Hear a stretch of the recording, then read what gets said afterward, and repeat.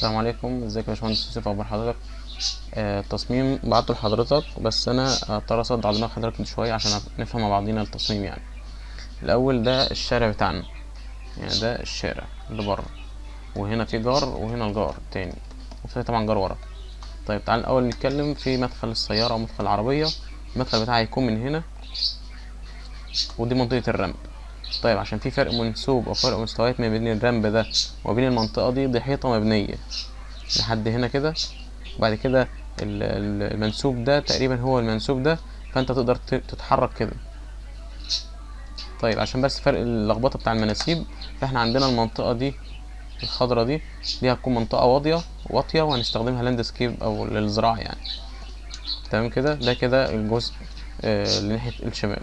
طيب اول ما تنزل بالرمل هتلاقي غرفه الحارس في المنطقه دي، ومدخلها هيكون من اليمين، مش عايزه مكشوف للي واقف بره يبقى شايف باب ومنظر مش جميل للفيلا، فهيكون في زرع هنا او لاندسكيب للمكان، والمدخل هيكون من ناحيه اليمين. طيب نيجي بقى المدخل الرئيسي بتاع الفيلا اللي هو هيكون للزوار نفسه. المنسوب ده والمنسوب ده هيكونوا ده منسوب شارع، وفي الرمب الشارع عندكم نازل واطي كده شويه، فده برضو منسوب شارع. طيب احنا هنعمل ايه؟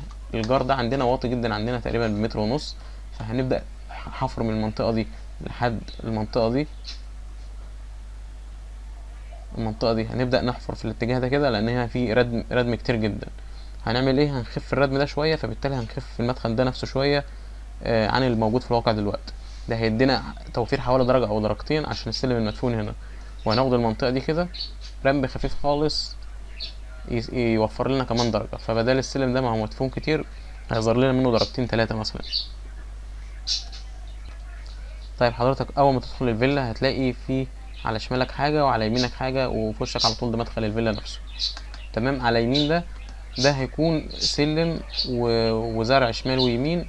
السلم ده هينزلك على منسوب رقم 2، انا مرقمهم 1 و2 و3 و4 و5 وهكذا. ده معناه ان دي فرق مناسيب، بس احنا مش هنحطها من على ارض الواقع هناك. يعني ده سلم هيزيد درجه او هيقل درجه، ده حسب الواقع اللي هناك.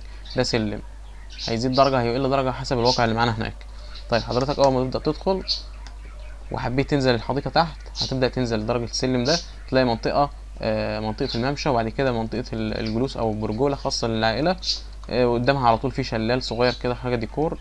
بعد كده تبدا تنزل من درجه السلم عشان تنزل منسوب 3، وطبعا ده فرق منسوب حاجه شبه الدرابزين كده. تبدا ننزل السلم. طيب ده الممشى للمترجل او للماشي، هيبقى ماشي في الممشى ده في الاتجاه ده. طيب عشان ما نزودش السلالم بتاعتنا، انا حبيت ان انا اخد من منطقه 3 لحد منطقه 5. ده رمب خفيف جدا، مسافه طويله، فنقدر ناخد رمب خفيف ممشى بدل السلالم وفكره السلالم، والرمب بيكون اجمل في اللاندسكيب كمان يعني. طيب هينزلنا على رقم 5. رقم 5 ده هنلاقي حديقه الاطفال في وشنا على طول في المنطقه دي كده. نقدر نطلع درجتين سلم على رقم 6 عشان يكون الممشى اللي حوالين المبنى.